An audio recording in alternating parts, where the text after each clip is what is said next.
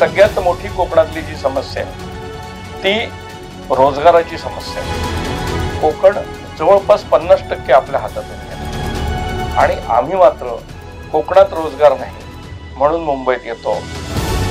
Challenge आपलं पुढच्या 25 वर्षात या एकेका क्लबच्या माध्यमातून त्या विषयाचे 10,000 आधुनिक शेतकरी किंवा आधुनिक उद्योजक प्रत्येक क्लबचे निर्माण होतील हे आमचं विजन आहे।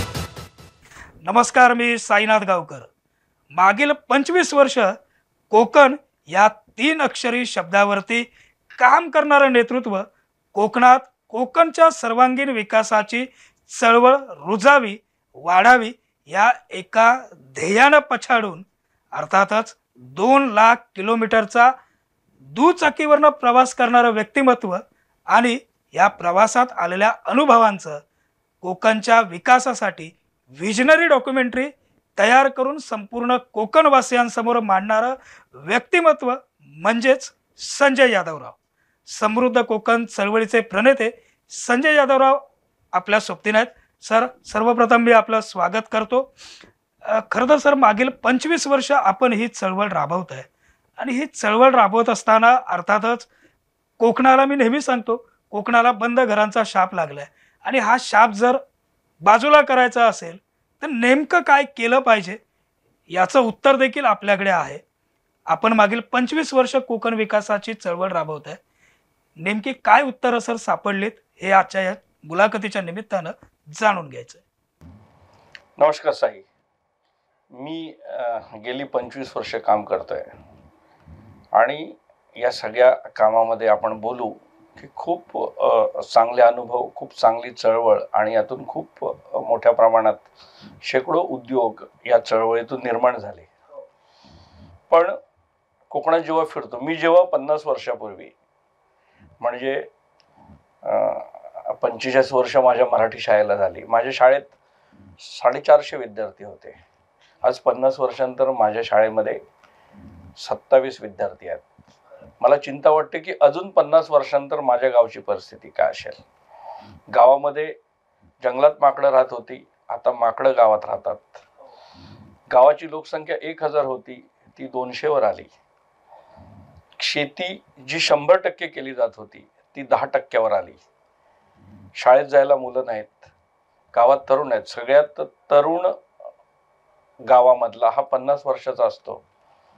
एखादा रिक्षावाला शिमग्याला आणि गणपतीला गावं भरतात तेव्हा खूप समृद्ध असल्यासारखं वाटतं कोकण। जे चाकरमानी येतात त्यांनाही वाटतं की आपलं कोकण किती समृद्ध आहे।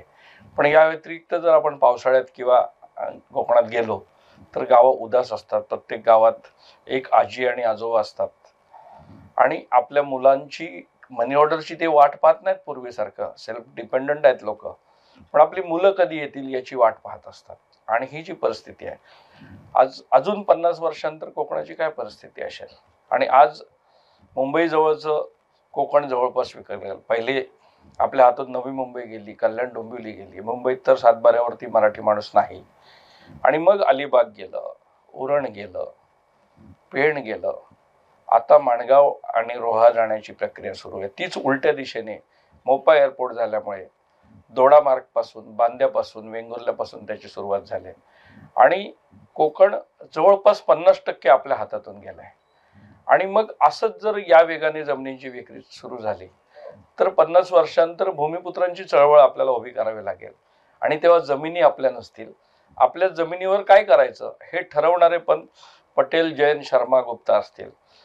जिथं परब आणि गावकर आणि सावंत आणि कदम राहत होते त्या गावांमध्ये गुप्ता, शर्मा, मिश्रा हे लोक राहत असतील आणि कोकणची प्रगती होणार नाही का? तर कोकणची प्रगती होईल, खूप होईल, पण त्या प्रगतीचे मालक हे परप्रांतीय असतील आणि आमचा कोकणी माणूस मात्र इथे सुरुवातीला असाल्फा विलेज आणि भांडूपच्या डोंगरावरती आणि आता तो कळवा आणि मुंब्राच्या डोंगरावर राहतो। पुढच्या काळामध्ये तो बदलापूरच्या डोंगरावर राहील। सो आपला प्रवास हा लालबाग, परळ आणि गिरगाव मधून, दादर मधून हा भांडूप व्हाया भांडूप, कल्याण डोंबिवली आपण बदलापूरच्या दिशेने चाललोय। आणि जो परप्रांतीय उत्तर प्रदेशमधनं मुंबईत आला त्याला कोकणचं महत्त्व कळलं आणि तो कोकणात गावात जमीन घेतोय. तिथे आपण पाहतोय की गावामध्ये एक मारवाडी बिल्डिंग मटेरियलचं दुकान काढतो, मग तो त्याच्या मुलांना अजून 4 दुकानं घालून देतो. सुरुवात खेडमधून करतो, मग प्रत्येक प्रमुख गावामध्ये दुकान होतं, मग त्याच्याही कमी महत्वाच्या गावांमध्ये दुकान होतं. आणि आज त्या खेड तालुक्यामध्ये 100 दुकानं ही राजस्थानी माणसांची बिल्डिंग मटेरियलची असतात. किंवा त्याच कोकणामध्ये आपल्याला सगळ्या बेकऱ्या केरळी लोक चालवताना दिसतात. हापूस आंबा विक्री करता कोकणाबाहेरील मराठीच, पण कोकणाबाहेरील दलाल काम करतात. कोकणामध्ये 15,000 कोटीचे मासे पिकतात, पण हे मासे विकण्याकरता उत्तर भारतीय लोक या माशांची विक्री करतात किंवा मोठे व्यापारी माशांचे हे परप्रांतीय असतात. काजू कोकणात पिकतो, पण काजूवर प्रक्रिया करणारे कारखाने चंदगड आणि कोल्हापुरात असतात. सो कोकणामध्ये जो गैरसमज आहे की आमच्याकडे नोकऱ्या नाहीत, आमच्याकडे रोजगार नाही, आमच्याकडे उद्योग नाहीत, तर मग अशा हजारो गुजराती, मारवाडी किंवा परप्रांतातून कर्नाटकचे लोक सगळे बांधकाम व्यवसायात आहेत. आज मोठमोठे कॉन्ट्रॅक्टर अगदी जेटी बांधण्यापासून हायवे बांधेपर्यंत कोकणातून शून्यातून त्या सुरुवात केलेला एखादा कर्नाटकचा सर्वसामान्य माणूस असा मोठा कॉन्ट्रॅक्टर होतो.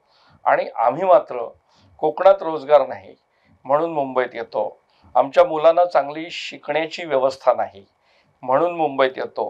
कोकणात नव्या पिढीला किंवा कोकणात राहणाऱ्या लोकांना आपल्या मुलींना कोकणातला नवरा नको, कारण तो शेतकरी आहे, त्याला जास्त काम करावं लागतं. मुंबईतला चाकरमानी हवा जो 10 बाय 10च्या खोलीमध्ये कळव्याला राहतो, 12,000 रुपये पगार घेतो, रोज किडामुंगीसारखा मंत्रालयाच्या दिशेने व्हीटीला येतो, CSTला येतो आणि तिथे येऊन पिऊन म्हणून नोकरी करतो. पण तो ही जी काही मानसिकता आहे चाकरमानी, बाबा गेले, काका गेले, मग मी आलो, आणि मग आता कोकणातल्या सगळ्या तरुण पिढीला भाऊ बनायचंय आणि त्या ठिकाणी चाकरमानी बनायचंय.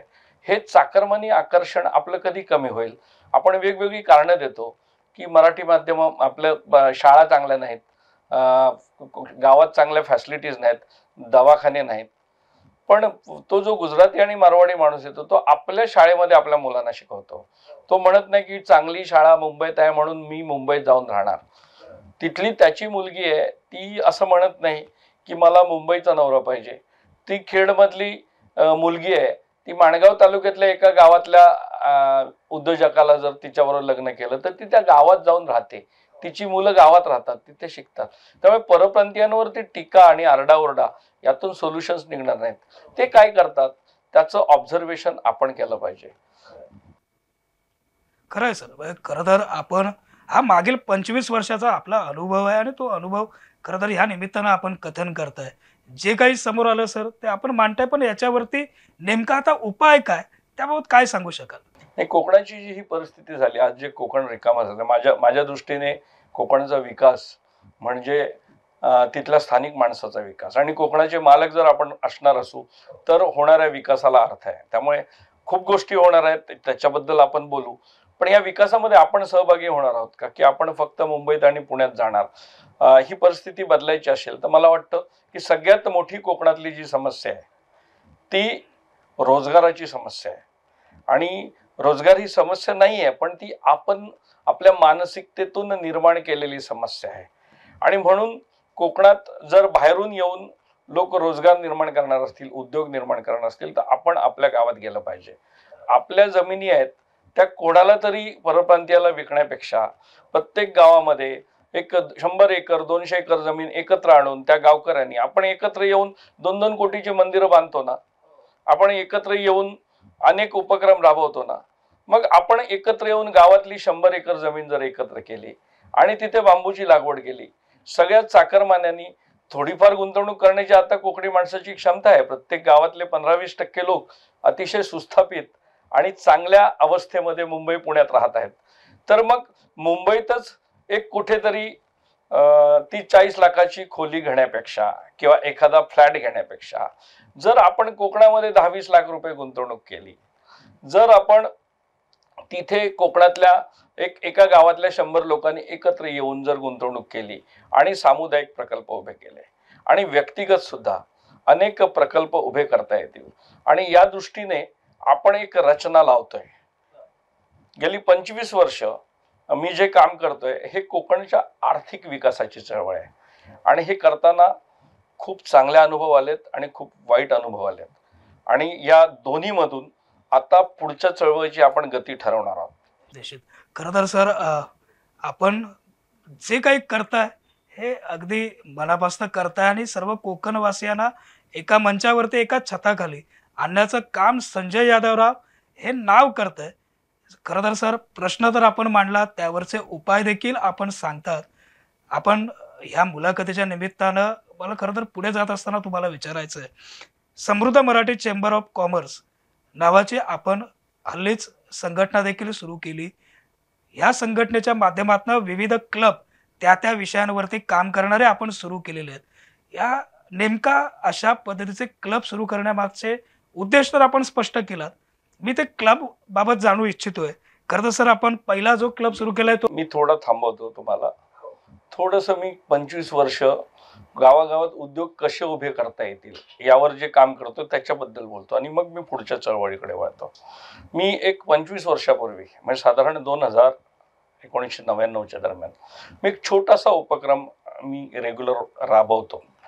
मी कोकणातील कृषी प्रकल्पांचा अभ्यास दौरा म्हणजे कोकणचा विकास कसं करायचं हे पाहायला तुम्हाला इस्रायलला किंवा अमेरिकेत आणि UK मध्ये जाण्याची गरज नाही.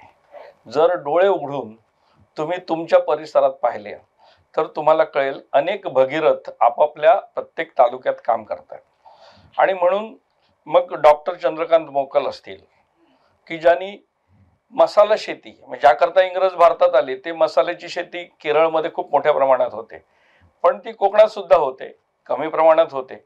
पण त्याचं युनिव्हर्सिटी आपण डॉक्टर चंद्रकांत मोकलांना समजू शकतो की जसं डाळिंब आणि द्राक्षमधून एकरी पश्चिम महाराष्ट्रातला शेतकरी आणि नाशिकचा 7 ते 8 लाख रुपये मिळतो, असं मसाल्यामधनं करता येऊ शकतं.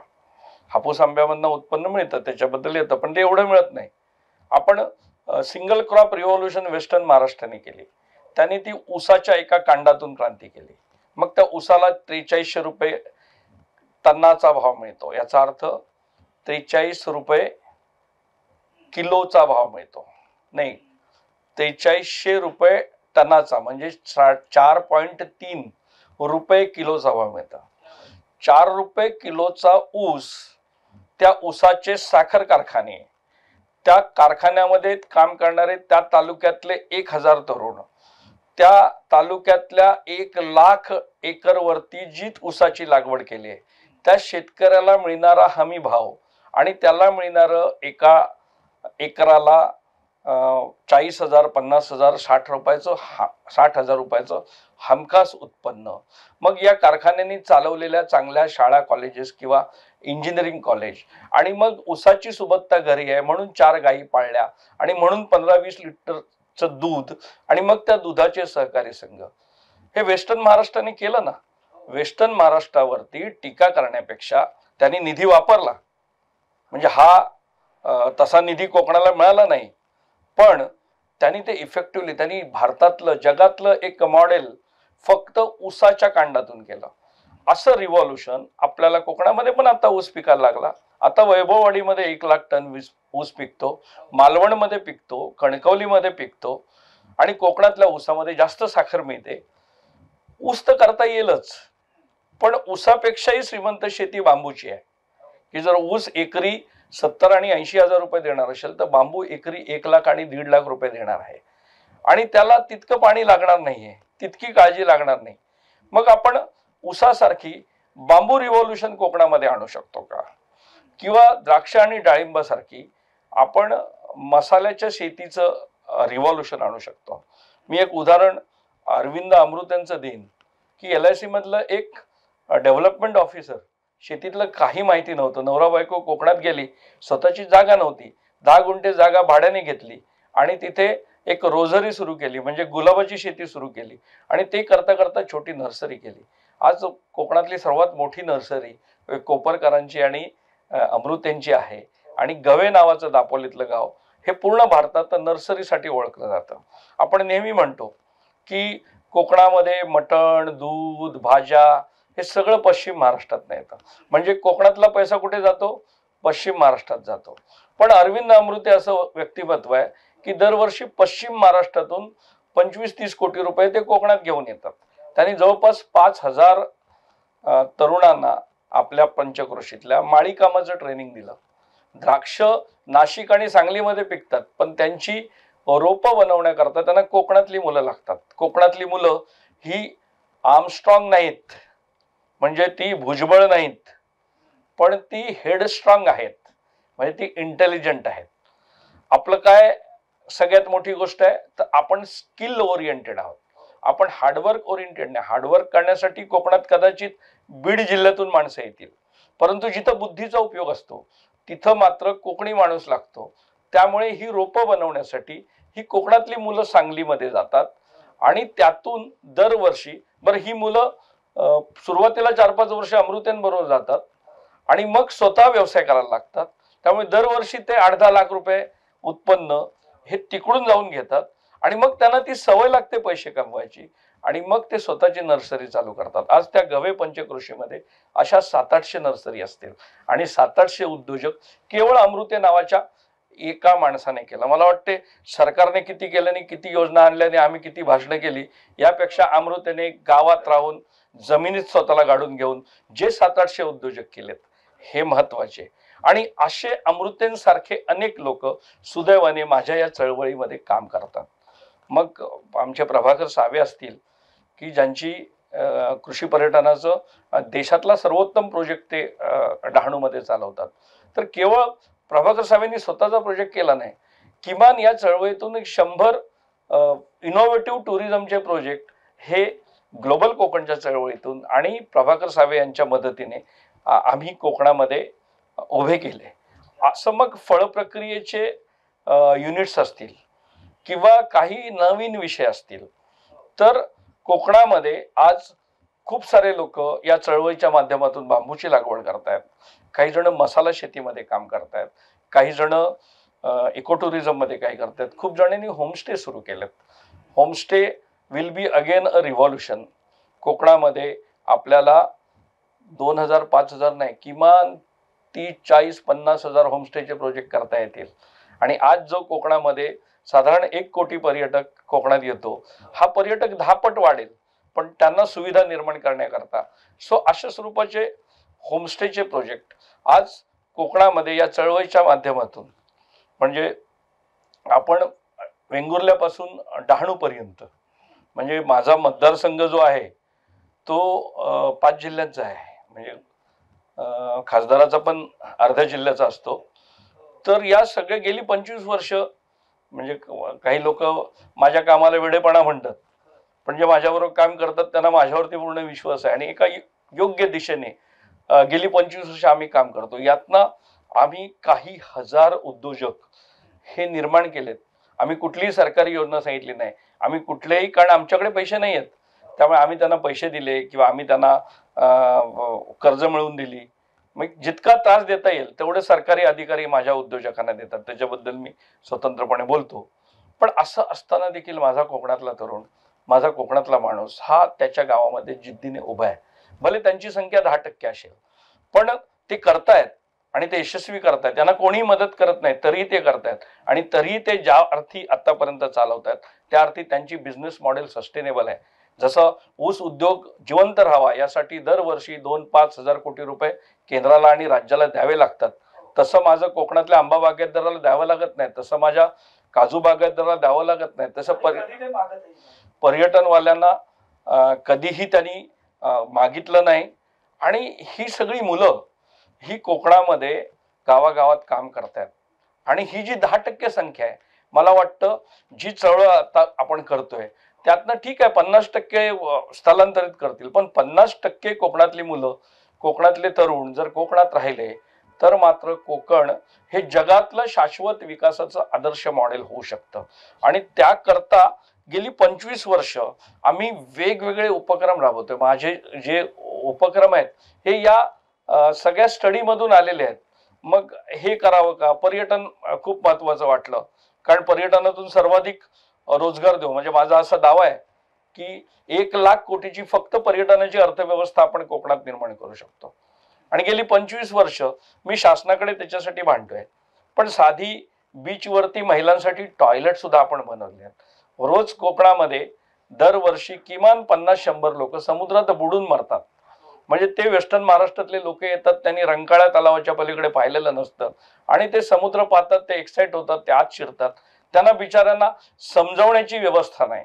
ज्या बीचवरती दरवर्षी लोक मरतात, मग गणपतीपुळेचा बीच असेल किंवा हरिहरेश्वरच्या देवळाचा पाठचा भाग असेल किंवा काशीदचा बीच असेल, ठराविक बीचवरती दरवर्षी लोक मरतात. पण शासनाला, पर्यटन विभागाला असं वाटत नाही की तिथे सेफ्टीच्या व्यवस्था कराव्यात, तिथे लाईफगार्ड्स लावावेत. आणि असं असताना सुद्धा कोकणामध्ये हे सगळे तरुण काम करतायत. आणि मग पर्यटनाचं त्या ठिकाणी, म्हणजे मी केरळला 20 वर्षापूर्वी गेलो होतो आणि तिथे केरला ट्रॅव्हल मार्टला गेलो मी. आणि तिथलं सरकार हे दरवर्षी 20-25 कोटी रुपये खर्च करतं. जगभरातल्या टूर ऑपरेटरना केरळ सरकार आपल्या खर्चाने केरळमध्ये घेऊन येतं आणि ते संपूर्ण केरळ दाखवतात. तिथे कोचीनमध्ये एका पंचतारांकित हॉटेलमध्ये केरला ट्रॅव्हल मार्ट नावाचा एक फेस्टिवल होतो आणि हे सगळे लोक ते येतात. आणि मग केरळमधल्या हाऊसबोट, केरळमधले 5 स्टार हॉटेल्स, तिथले रिसॉर्ट्स, तिथलं मेडिकल टुरिझम, तिथलं आयुर्वेद, तिथले मसाज सेंटर्स, तिथलं सांस्कृतिक पर्यटन, तिथले होमस्टे, हे सगळं 5 स्टार हॉटेलमध्ये शोकेस केलं जातं. आणि मग या सगळ्या टूर ऑपरेटरना बसेसमधून अख्खं केरळ फिरवतात. आणि मग त्याने ते पाहिलं की तो त्याच्या बेल्जियममध्ये जातो, तो त्याच्या जर्मनीमध्ये जातो, तो त्याच्या हॉलंडमध्ये जातो आणि त्याला माहिती असतं की केरळमध्ये हा हॉटेलवाला आहे, हा टूर कोऑर्डिनेटर आहे, मी माझे टुरिस्ट पाठवले तर त्यांना एक्स्ट्राऑर्डिनरी एक्सपिरियन्स मिळेल. आणि त्यातनं केरळमध्ये दरवर्षी 16 लाख फॉरेनर्स येतात. पण हे माझ्या कोकणात कधी कोणी केलं नाही. आणि म्हणून ग्लोबल कोकण लोकांना वाटतं एवढा भव्य आणि दिव्य का करतो. केरळच्या 10% करतो आणि तो सुद्धा दरवर्षी. शासन काही प्रमाणात मदत करते, दरवर्षी त्रास देतात शासकीय अधिकारी. कोकणातले बरेचसे लोक मदत करतात. मदत करणाऱ्यांपेक्षा शिव्या घालणाऱ्यांची संख्या कोकणामध्ये जास्त असते. तरीही हे ग्लोबल कोकण गेली 10 वर्ष मी करतोय आणि त्याच्यामध्ये कोकणातल्या सगळ्या टूर ऑपरेटर्सना, कोकणातल्या सगळ्या फूड प्रोसेसिंग वाल्यांना, कोकणातल्या सगळ्या उद्योजकांना, एक 500 उद्योजकांना व्यासपीठ मिळवून देण्याचं काम ग्लोबल कोकण करतं. एका फेस्टिवलमध्ये आपण जवळजवळ 50-60 कोटीचा बिझनेस करतो आणि त्या फेस्टिवलमध्ये तो वेंगुर्ल्यातला कुठला तरी भोगव्यातला माणूस तिथे येतो, कोणतरी ओणीचा अविनाश पाटील त्या ग्लोबल कोकणमध्ये येतो आणि मग त्याला एक ऊर्जा मिळते. आणि म्हणूनच इतके सगळे लोक असं म्हणतात की संजय यादवराव, ग्लोबल कोकण आणि कोकण भूमी प्रतिष्ठान यांच्यामुळे आम्ही या गोष्टी करतोय. या गोष्टी काही पैसे देऊन नाही झाल्या, पण या गोष्टी आम्ही सगळे एकत्र आल्यामुळे झाल्या. आणि इतके सारे प्रोजेक्ट, शेकडो प्रोजेक्ट आज कोकणामध्ये गावागावांमध्ये करतायत.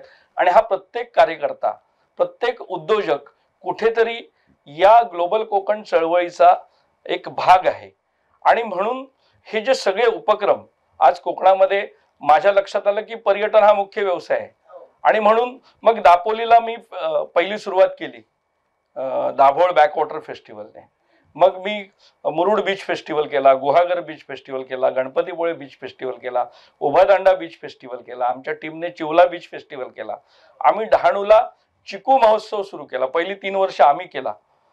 तर त्या चिकू महोत्सवाला आता दरवर्षी 2 लाख पर्यटक येतात आणि चिकूची शेती डहाणूत पाहण्यासाठी पर्यटक येतात आणि घराघरामध्ये पर्यटन विकसित होत आहे. असं केळवा माहीमला सुरू आहे. असं संबंध कोकणात असंख्य उपक्रम, केवळ ग्लोबल कोकण सारखे मोठे उपक्रम नाही, अनेक छोटे छोटे उपक्रम.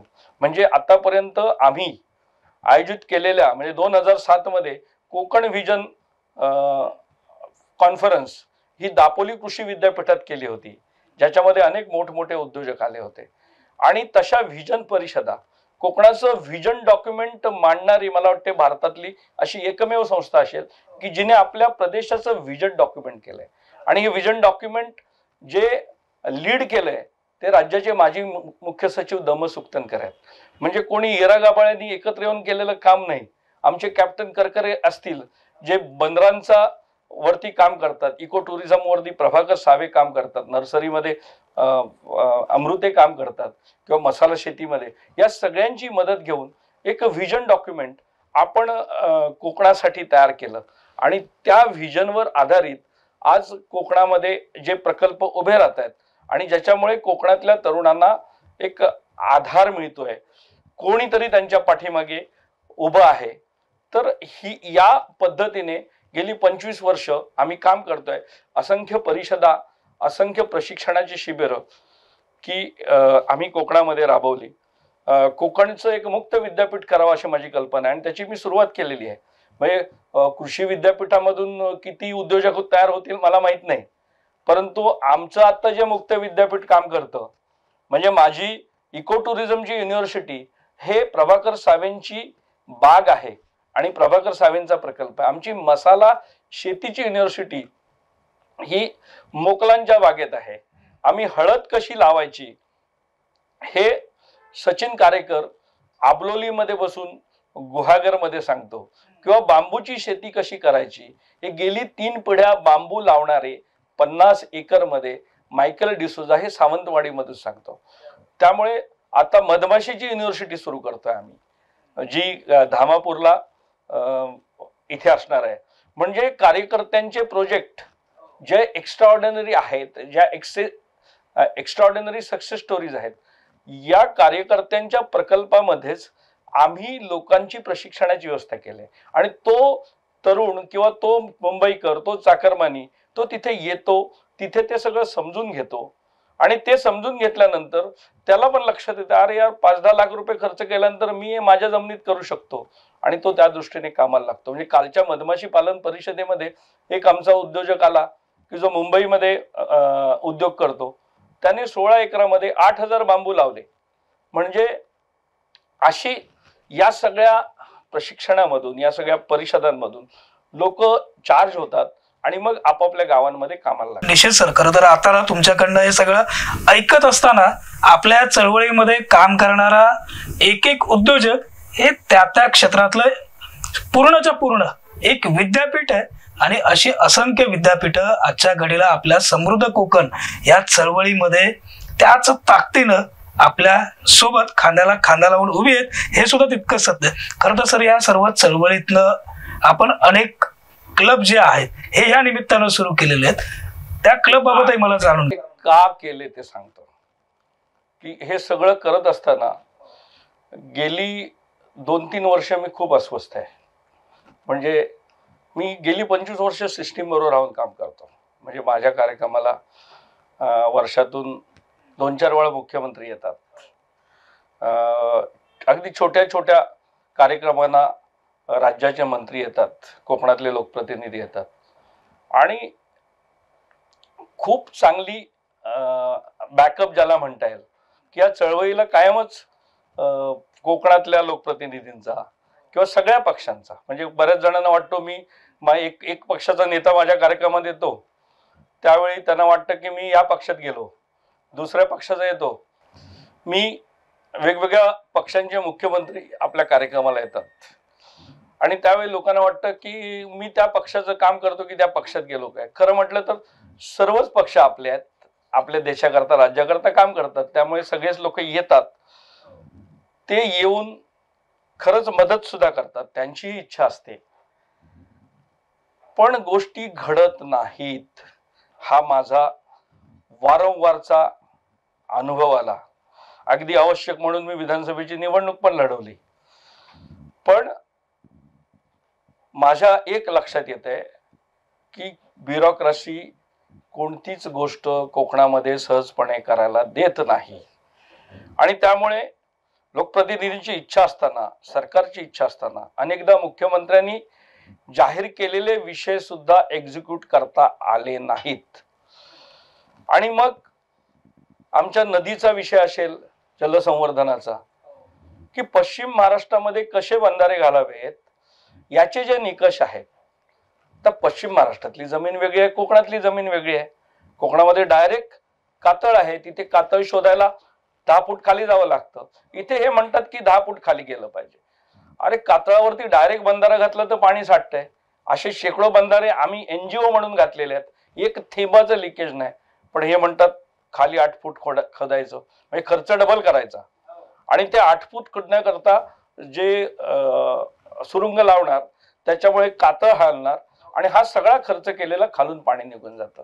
म्हणजे कोकणात किती सरकारी बंधाऱ्यांवर पाणी आहे, हा मी त्याला सरकारी स्मारक म्हणतो, नद्यांमध्ये बांधलेली, ज्यात पाणी नसतं, फक्त स्मारक उभं असतं. मग साधी गोष्टी आहे की हा निकष बदली केला पाहिजे. त्या ठिकाणी एक केरळच्या एक बॅकवॉटर मध्ये अलेप्पी मध्ये 1000 पेक्षा जास्त हाऊसबोट आहेत आणि एका हाऊसबोटचा 1-2 कोटीचा टर्नओव्हर पकडला तर 1,500-2 हजार कोटी रुपये एक अलेप्पीची खाडी त्यांना देते. मग अशा 25 खाड्या माझ्याकडे आहेत. कर्लीची खाडी आहे, विजयदुर्गची आहे, जैतापूरची आहे, दाभोळची आहे, जयगडची आहे. या प्रत्येक खाडीमध्ये जर आपण हाऊसबोट केल्या तर कोकणाला 5-10 हजार कोटी रुपये फक्त हाऊसबोट हा एक विषय देईल. पण बस आज स्वातंत्र्यानंतर 75 वर्ष झाली, माझ्या एका हाऊसबोटला परमिशन नाही मिळाली, तरी पण हिम्मत करून सत्यवान दर्देकरने हाऊसबोट तयार केली, आमच्या राजन कुमठेकरने केली, त्याला नोटीस दिल्या गेल्या. म्हणजे हा काय प्रकार आहे की तुम्ही शासन म्हणून मदत होत नाही कोकणातल्या उद्योजकांना, कुठलीही सबसिडी नाही, कुठलीही शासनाची योजना नाही, शासनाच्या योजना आहेत त्या अधिकारी राबवू देत नाहीत, त्यातून एखाद्याने मेहनत करून केलं तर बँक त्याला कर्ज देत नाही. म्हणजे कोकणात कुठलाच उद्योगाला मदत करायची नाही असं शासकीय धोरण, विशेषतः अधिकाऱ्यांचं धोरण. येस, या अधिकार काय म्हणतात ब्युरोक्रॅटिक जो घोळ घातलेला आहे कोकणामध्ये आणि कुठलीच गोष्ट शासकीय यंत्रणा कोकणात करायला येत नाही, याच्या विरोधात पूर्ण ताकदीने आम्ही उतरतोय.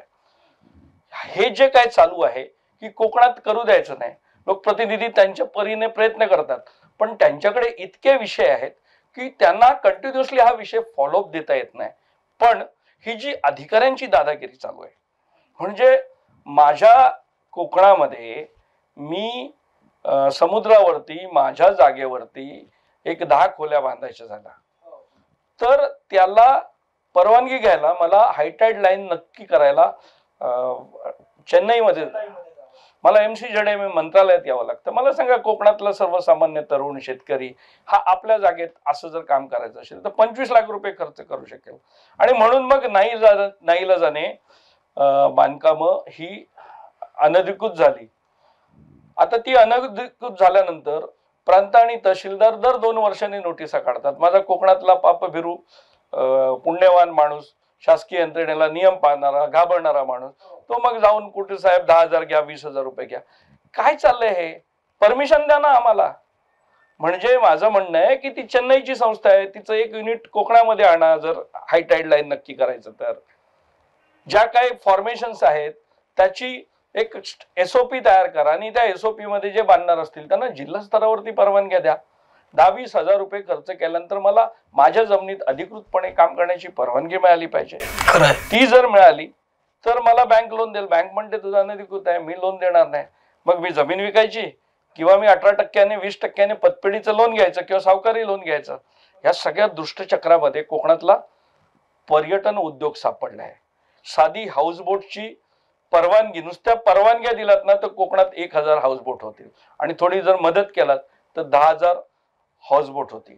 वायनरीचं उदाहरण घेऊ आपण की भिवाधुरी नावाचा आमचा एक कार्यकर्ता, याने 10,000 लिटर वाईन जांभळाची बनवली कुडाळमध्ये आणि 10 वर्ष परवानगी मिळावी म्हणून फिरत होता.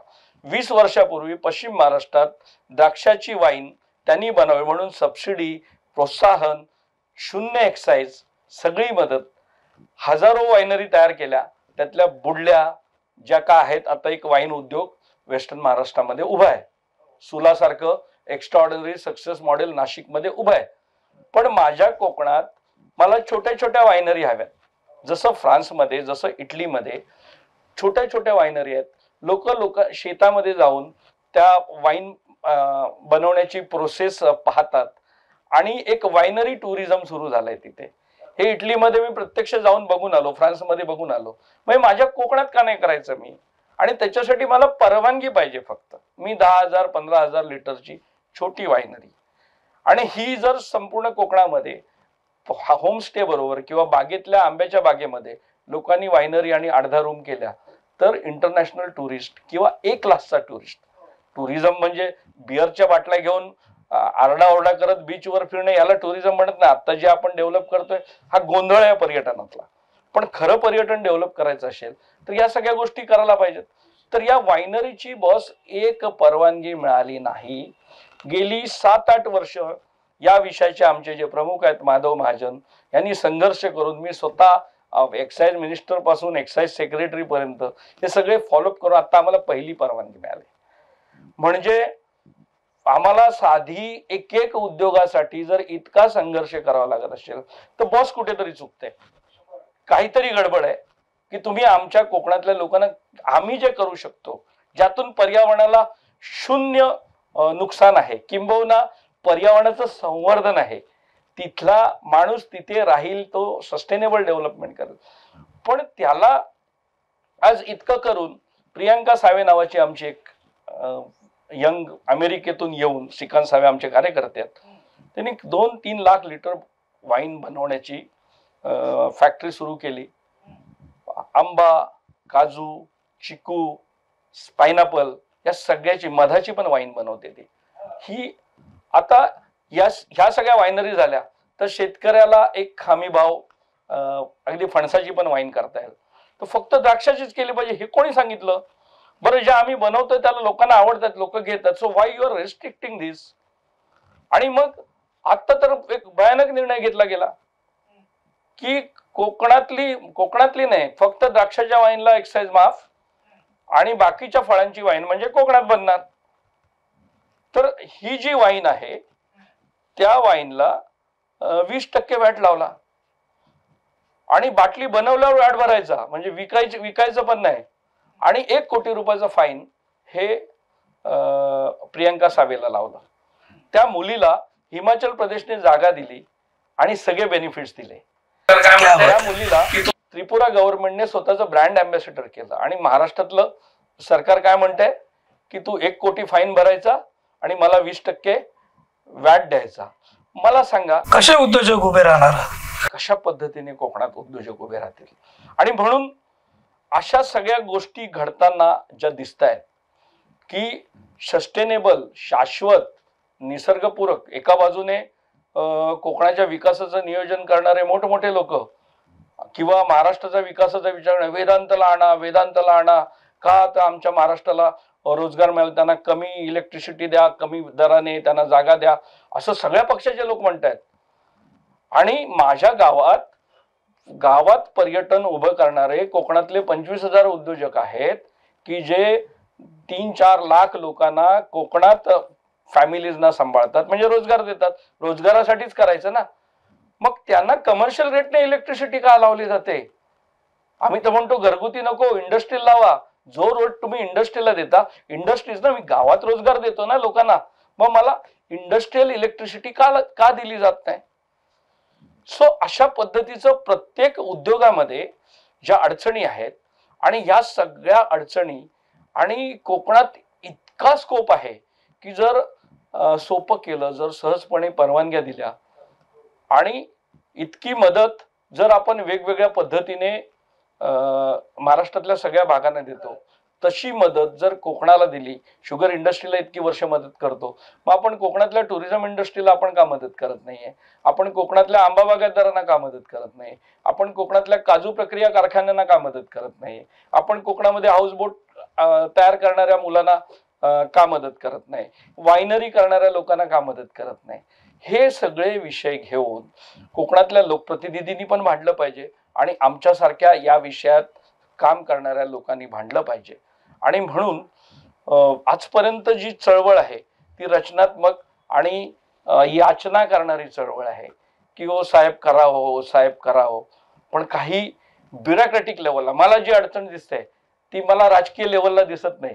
म्हणजे अनेक माझे लोकप्रतिनिधी मित्र आहेत, त्यांची इच्छा आहे, तेही धडपड करत असतात, पण एक्साईज डिपार्टमेंट वायनरीला वाहू देत नाही. महाराष्ट्र मेरीटाईम बोर्ड सहज सोपे नियम करायला तयार नाही. टुरिझमवाले सहजपणे परवानग्या द्यायला तयार नाहीत.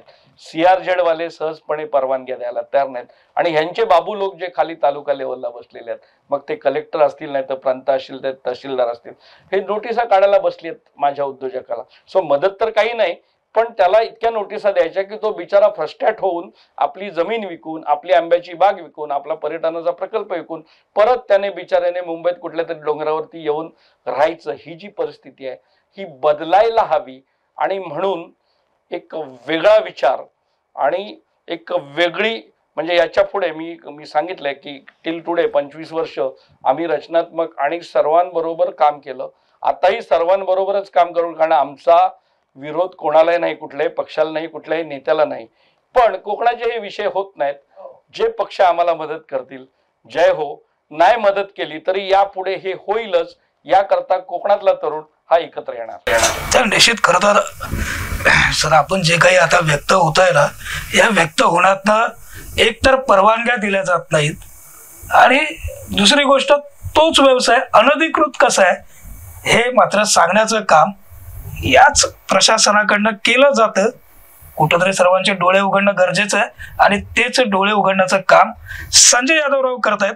सर खरं तर मागील 25 वर्षाचा आपला प्रवास, कोकणातली घरं बंद काय आणि ती उघडण्यासाठी काय केलं पाहिजे इथपर्यंतची सविस्तर चर्चा जी आहे ती परत आपण केलेली. एकूणच या सर्व गोष्टीला पुढे नेण्यासाठी, या चळवळीला पुढे नेण्यासाठी आपण चेंबर ऑफ कॉमर्सच्या माध्यमातून विविध क्लब जे आहेत ते सुरू केलेले आहेत. नेमकं त्या क्लब बाबतची माहिती मला जाणून घ्यायची. अगदी सुरुवातीला तुम्ही सुरू केलेला टुरिझम चा जो क्लब आहे, नेमका तो क्लब का सुरू केला आणि ते क्लब नेमकं काम काय करणार आहे? मी आता 25 वर्ष काम केलं. सगळ्यांना पक्ष असतो, प्रत्येक माणसाला जात असते, धर्म असतो, तसा पक्ष पण असतो. तसा मी एका पक्षाचं 25 वर्ष काम केलं. अर्थात मी कधी राजकीय काम केलं नाही आणि सगळ्याच पक्षाच्या लोकांनी मला कायम मदत केली. आणि राजकारणासाठी राजकारण असा विषय कधीच केला नाही.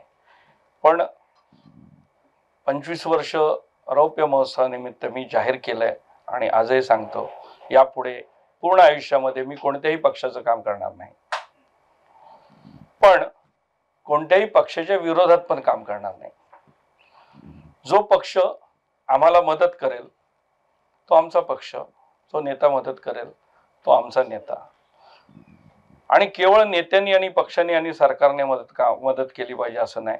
दुसऱ्या बाजूने आम्हाला आमच्या मानसिकतेवर काम केलं पाहिजे.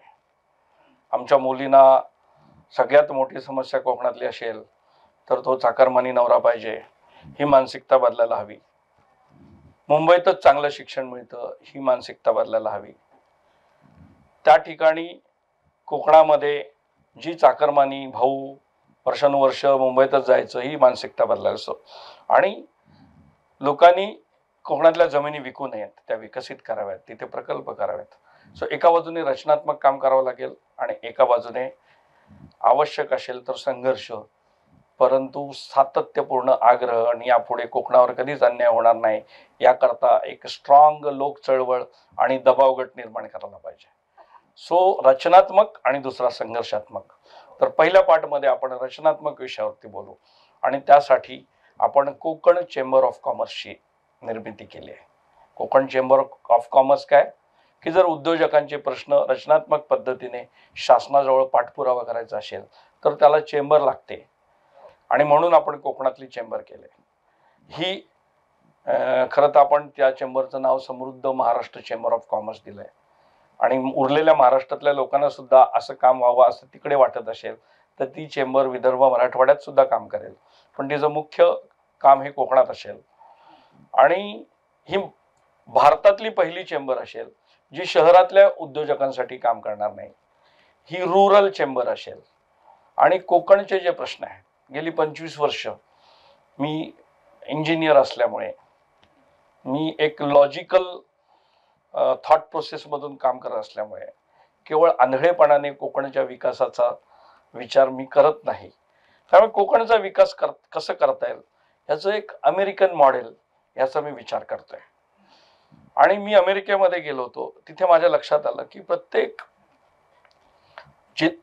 प्रदेशाने त्यांचे विषय, प्रत्येकाची एक स्ट्रेंथ असते. तर त्यांची स्ट्रेंथ काय याचा विचार म्हणजे कॅलिफोर्नियाने स्टेटने त्याचे विषय ठरवलेले आहेत, किंवा जॉर्जियाने त्याचे विषय ठरवले आहेत, कॅरोलाने त्याचे विषय ठरवले. तर आम्ही 10 दिवस होतो अमेरिकेमध्ये आणि प्रत्येक राज्याने आपले 10 विषय ठरवले. म्हणजे जॉर्जिया नावाचं स्टेट फिशरीजमध्ये काम करतं. ते सगळ्या प्रकारचे मासे पाळत नाही, ते फक्त कॅटफिशवर काम करतात. ते तुमच्या पॉल्ट्रीवरती काम करतात. पॉल्ट्री म्हणजे किती पॉल्ट्री? तर एका स्क्वेअर किलोमीटरला 4 लाख कोंबड्या. हे महाराष्ट्रापेक्षा मोठं स्टेट आहे, तर गुणिले 4 लाख कोंबड्या. पण इतक्या जर कोंबड्या पाळायच्या असतील तर त्या कोंबड्या कापण्यासाठी तितके कटिंगचे कारखाने, तितकं प्रोसेसिंग, तितकं पॅकेजिंग, तेवढ्या कोंबड्यांसाठी लागणारे फूड, त्या फूडचे कारखाने. जर रोग आला तर त्याच्यावर नियंत्रण कसं करायचं, तेवढ्या लॅबोरेटरीज. सो त्या राज्याने पॉल्ट्री हा विषय नक्की केलाय आणि त्या पॉल्ट्रीच्या सगळ्या सिस्टीम्स राज्याने बसवल्यात. विद्यापीठ सतत रिसर्च करत असतं आणि इम्प्रोव्हाइज करत असतं. ते टेक्नॉलॉजी ते लोकांना देतात. कारखानदार विद्यापीठात येतो आणि कुठे कारखाने लावायचे हे एक विद्यापीठ सांगतं. तिथला नेता विद्यापीठात येतो आणि कुठल्या कायद्यामुळे तो उद्योगाची वाट लागते, तो बदला, हे विद्यापीठ त्या नेत्याला सांगते. आणि तशी सिनेटमध्ये आणि पार्लमेंटमध्ये चर्चा होते आणि सरकार त्या उद्योगांसाठी काम करते.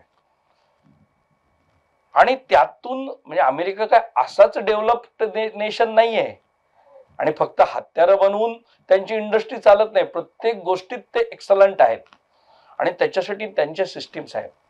मला असं वाटतं कोकणाने सुद्धा आपले 10-12 विषय नक्की केले पाहिजे.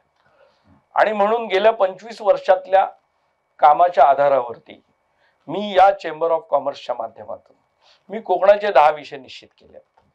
ते अजून वाढतील, 2, 3, 4 विषय वाढतील. आणि ही चेंबर ही कोकणामध्ये सगळे बाकी सगळं काम करायला सगळे लोक आहेत, जातीचं, धर्माचं, मंदिरांचं, रक्तदान शिबिर, आरोग्य. परंतु ही जी उद्योजकता विकास आहे, जो कोर विषय आहे, याच्याकरता ही चेंबर काम करेल.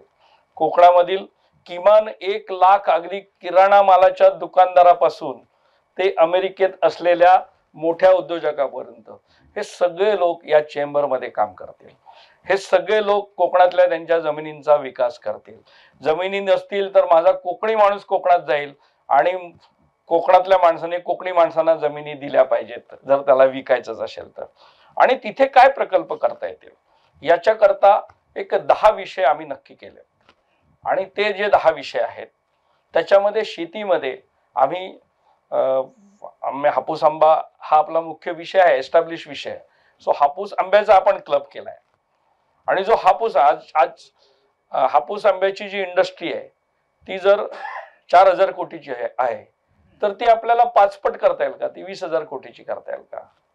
असंच काजूची जी इकॉनॉमी आहे त्याच्यासाठी आपण काजू क्लब केला. म्हणजे आपल्या मुंबईमध्ये, पुण्यामध्ये आणि कोकणात मिळून कोकणी माणसाच्या 1 लाखपेक्षा जास्त संघटना असतील.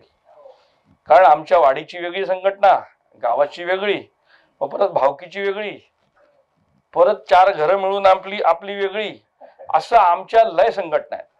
पण मला वाटते कोकणामध्ये एक आंब्याची संघटना हवी, एक काजूची संघटना हवी, एक कृषी पर्यटनाची संघटना हवी, एक चिकूची संघटना हवी, ज्या ऑलरेडी एक्झिस्टिंग इकॉनॉमीज आहेत. आणि नवीन इकॉनॉमीज काय करता येईल त्यासाठी या प्रत्येक संघटनेला आम्ही क्लब असं नाव दिलंय. सो आम्ही अल्फान्सो क्लब, हापूस क्लब करतोय, आम्ही काजू क्लब करतोय, आम्ही फणस क्लब करतोय, आम्ही मसाला शेती ज्याच्यामध्ये सुपारी, नारळ हे सगळे विषय येणार आहेत तर आपण मसाला शेतीचा क्लब करतोय.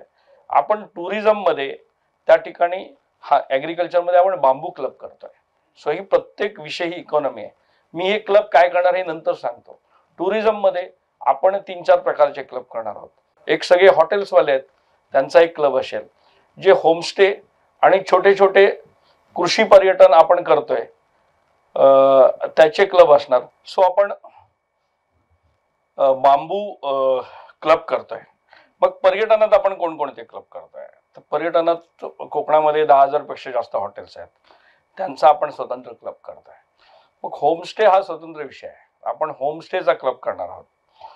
मग केवळ राहायची आणि जेवणाची व्यवस्था म्हणजे पर्यटन का तर नाही, त्याच्या पलीकडे जाऊन बर्ड वॉचिंग, साहसी पर्यटन किंवा छत्रपती शिवरायांचे ऐतिहासिक पर्यटन, स्फूर्तिदायी पर्यटन किंवा पावसाळ्यातलं वेगवेगळे ॲडव्हेंचरचे एक्सपिरियन्स आणि धबधब्यांचे एक्सपिरियन्स, अशा वेगवेगळ्या थीम बेस टुरिझम, आणि म्हणून आपण थीमॅटिक टुरिझमचा, त्याला आपण इको टुरिझम म्हणू, त्या इको टुरिझमचा आपण एक स्वतंत्र क्लब करतोय.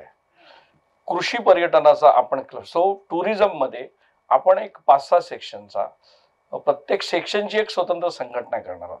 ती संघटना फेडरेशन म्हणून काम करेल. ती संघटना त्या त्या विषयाचे स्वतःचे प्रश्न आहेत ते सोडवण्यासाठी काम करेल. सो क्लब काम काय करेल हे मी नंतर बोलतो. मग तिसरा विषय आपला जो फिशरीजमध्ये काय महत्वाचा विषय आहे, तर 50,000 कोटीची कोळंबीची शेती आंध्र प्रदेशची आहे. कोकणामध्ये 25,000-50,000 कोटीची कोळंबीची शेती होऊ शकते. जिताडा हा पैसे देणारा विषय आहे.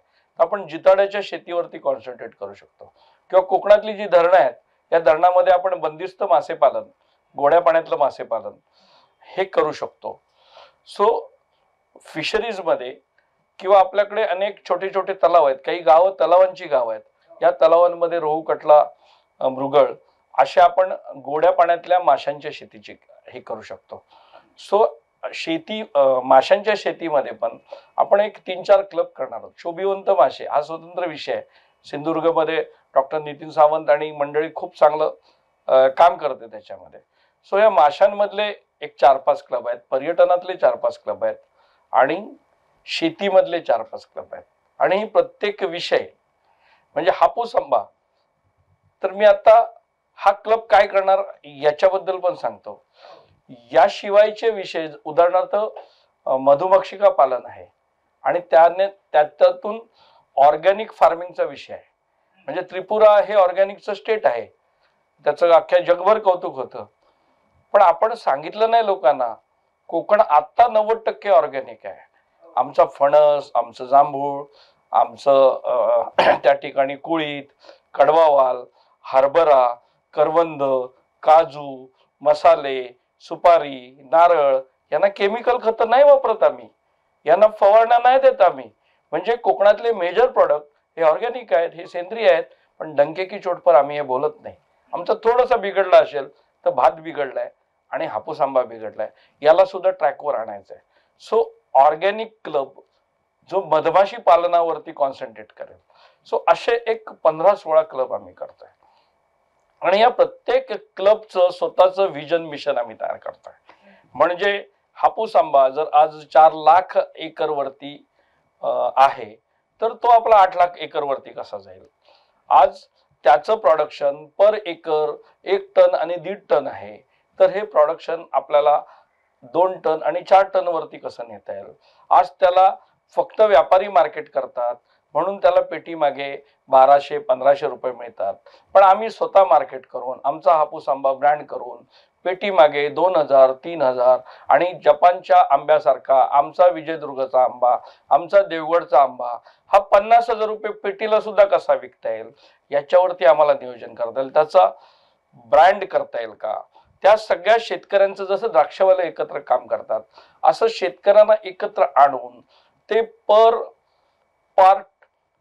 पर मिलियन म्हणजे पीपीएमच्या भाषेत द्राक्षाचा शेतकरी बोलतो, माझा आंब्याचा शेतकरी पीपीएमच्या भाषेत बोलेल, माझा मसाल्याचा शेतकरी पीपीएमच्या भाषेत बोलेल, असं शेतकऱ्यांचं प्रशिक्षण करून त्यांचं नॉलेज अपग्रेड करता येईल का. आणि या सगळ्याला हापूस आंब्याला आपल्याला सरकारी पातळीवरती त्या ठिकाणी आंबा काजू बोर्ड बनवलंय. त्या संघटना आणि संघर्ष याविषयी मी नंतर बोलतो. पण त्या आंबा काजू बोर्डाच्या माध्यमातून आपल्याला शेतकऱ्यांना काही फंडिंग उभं करून देता येईल का, निधी करता येईल का, आमच्या काजूवाल्यांना काजू बीला हमी भाव मिळवून देता येईल का, ती काजू बी आमच्या प्रोसेसर्सना सहजपणे उपलब्ध करून देता येईल का पणन मंडळाच्या माध्यमातून. सो त्या क्लबने सरकारबरोबरचा पण समन्वय करायचा आहे, नुसतं बोंबलायचं नाहीये, नुसतं अन्याय होतो म्हणून ओरडत बसायचं नाही. तर will go for solutions. So एका बाजूने शासनाबरोबरचा समन्वय, दुसऱ्या बाजूने याच्यात गुंतवणूक कशी येईल, तिसऱ्या बाजूने आमचा मुंबईकर गावाला जाऊन आपल्या बागेमध्ये फणसाची लागवड करेल, आंब्याची लागवड करेल, चिकूची लागवड करेल किंवा जांभूळ. जांभूळ 800 रुपये किलो आहे यावर्षी. सो जांभळ्याच्या बागा का नाही करायच्या आपण कोकणामध्ये? सो अशा वेगवेगळ्या विषयांमध्ये माझा मुंबईकर कोकणात जाऊन काही करेल. जो ऑलरेडी करतोय तो कसा इम्प्रूव्हाइज होईल, त्याला ब्रँड कसा मिळेल, त्याच्या मार्केटिंगच्या समस्या कशा सुटतील, त्याच्या स्थानिक समस्या आमच्या या संघटनेच्या माध्यमातून कशा सुटतील, त्याला शासकीय पातळीवरती त्याच्यावर अन्याय होणार नाही याची दक्षता, या सगळ्यासाठी एक रचनात्मक व्यासपीठ म्हणून हे क्लब करणार. आणि मला तुम्हाला आज 25 वर्ष काम करतोय आणि परमेश्वराने परवानगी दिली तर पुढची 25 वर्ष करणार. आणि तुम्हाला सांगतो की चॅलेंज आहे आपलं पुढच्या 25 वर्षात या एकेका क्लबच्या माध्यमातून त्या विषयाचे 10,000 आधुनिक शेतकरी किंवा आधुनिक उद्योजक प्रत्येक क्लबचे निर्माण होतील, हे आमचं विजन आहे. म्हणजे कोकणामध्ये 1,00,000 उद्योजक पुढच्या 25 वर्षात लोक चळवळीच्या माध्यमातून करायचं आहे. आणि हिंमत नाही कोणाची, शासकीय यंत्रणेची आम्हाला अडचणी निर्माण करण्याची. इतकं जबरदस्त एक दबाव गट सुद्धा सायमल्टेनियसली बनवणार आहे. आणि कुठेही नकारात्मक नाही, निगेटिव्ह नाही, पण त्याच वेळी एक आग्रही भूमिका घेऊन 25 वर्षानंतर आम्ही उतरतोय आणि ते पूर्ण शक्तीनिशी उतरतोय. आणि हे प्रत्यक्षात तुमच्या सगळ्यांच्या मदतीने आणि माझ्याबरोबर काम करणाऱ्या हजारो उद्योजकांच्या मदतीने हे प्रत्यक्षात पुढच्या काळामध्ये घडलेलं तुम्हाला दिसेल. मला विश्वास होता, पण आज माझी खात्री पटली की एक मोठं रिव्हॉल्युशन कोकणामध्ये पुढच्या काळात होणार आहे. हा काय बरोबर? म्हणजे मला आपल्या कामाबद्दल विश्वास माझ्यासारख्या अनेक कार्यकर्त्यांना, पण आजच्या या आपल्या चर्चेतून मला खात्री पटली की आता एका मोठ्या रिव्हॉल्युशनला कोकणामध्ये सुरुवात झाली. आणि जे आपण म्हणतोय की आमची गावं भरली पाहिजेत, समृद्ध झाली पाहिजेत, हे नक्की पुढच्या 10-15 वर्षात घडेल कोकणामध्ये. हा काय बरोबर आहे? म्हणजे दॅट इज युअर ओपिनियन. हा नक्की सर. खरं तर अगदी सुरुवातीपासून माझा सुरू झालेला प्रश्न होता, कोकणाला बंद घरांचा शाप लागलाय आणि हा शाप मुक्त कोकण जर करायचं असेल तर काय केलं पाहिजे. अगदी ह्या सर्व प्रश्नांची उत्तर या मुलाखतीच्या दरम्यान मला मिळाले. अगदी सर, आपण सुरू केलेली 25 वर्षाची चळवळ, या 25 वर्षाचा प्रवास आणि या 25 वर्षाच्या प्रवासानंतर आपण मांडलेलं विजन डॉक्युमेंट, हे सगळं ऐकल्यानंतर माझ्यासारख्या पत्रकाराला देखील आजपर्यंत तो विश्वास होता की संजय यादवराव काहीतरी कोकणासाठी खूप चांगल्या पद्धतीनं, मोठ्या पद्धतीनं बऱ्याचशा गोष्टी करतायत. आज ऐकल्यानंतर मात्र त्याची खात्री पटले, एवढं निश्चित आहे. सर, खरं तर आपल्या मागील 25 वर्षाच्या चळवळीला नेहमी शुभेच्छा दिल्याच आहेत. पुढील 25 वर्षासाठी ही चळवळ 25 नव्हे 50 वर्ष आणि त्यानंतर सुद्धा प्रत्येकामध्ये संजय यादवराव हे नाव, प्रत्येक व्यक्ती हा संजय यादवराव असेल, अशा पद्धतीची चळवळ आपण उभी केलेली आहे. अर्थात पुन्हा एकदा माझ्याकडनं आपल्याला मनपूर्वक शुभेच्छा देतो. तुर्तास कोकणातल्या चाकरमानाला आपल्याला कळव्याच्या आणि मुंबऱ्याच्या डोंगरावरून पुन्हा सह्याद्रीच्या डोंगरावरती न्यायचं. क्या बात आहे. खरं आपलं मिशन. सर, आपल्या एकूणच या मिशनला देखील आमच्याकडनं शुभेच्छा आहेत. तुर्तास या मुलाखतीमध्ये आपण इथंच थांबतो. धन्यवाद.